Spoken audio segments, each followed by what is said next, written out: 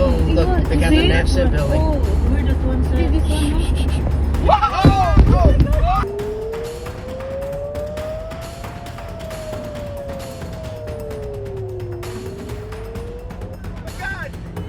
Okay. All right.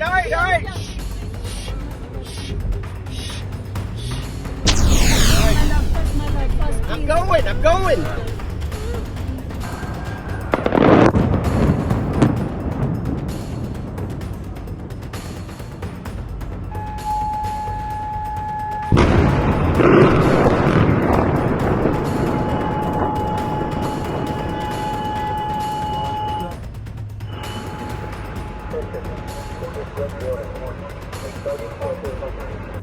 At roughly 2:30 in the morning on Saturday, President Donald Trump posted a video to Truth Social in which he said major combat operations had started in Iran.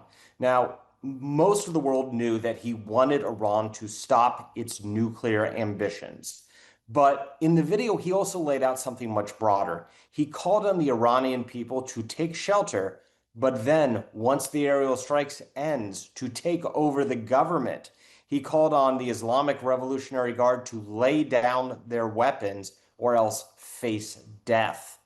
The president was very aggressive in this video, and he also went beyond just the negotiations about Iran's nuclear program to say that the country had engaged in bad behavior for 47 years and that this was the culmination of its actions. So when President Trump told the Iranian people that in a sense, he implied that the aerial campaign would be so successful that they could just take over the government, that was somewhat new. But Trump has been suggesting for several weeks that the Iranian protests were in the right and that the regime needed to change.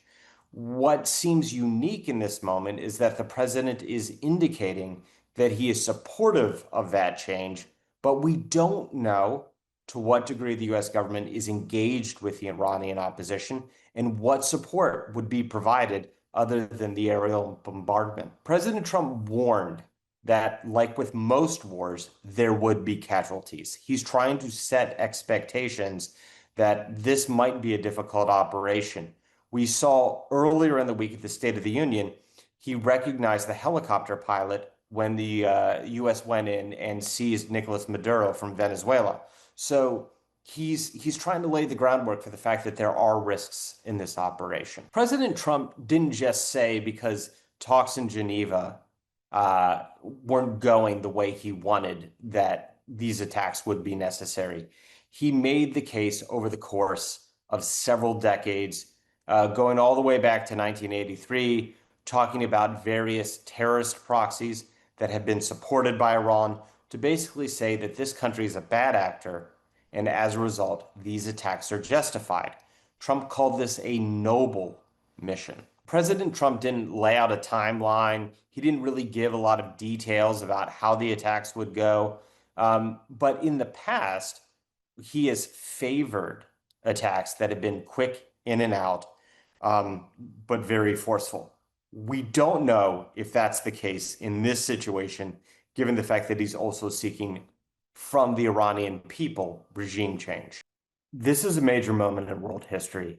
For one, at home, President Trump ran specifically on the platform that he would not get the United States government entangled in these kinds of foreign wars. Instead, what many of his supporters have seen is a overly ambitious and aggressive at times U.S. government seeking to reorient the world to President Trump's liking. So on the one hand, this is very unique relative to what Trump ran on. On the other hand, many Americans have heard about the challenges and the threats posed by Iran's nuclear program. So they're not necessarily surprised if President Trump is saying Iran can't have a nuclear weapon, and he sees this as the only way to achieve that result.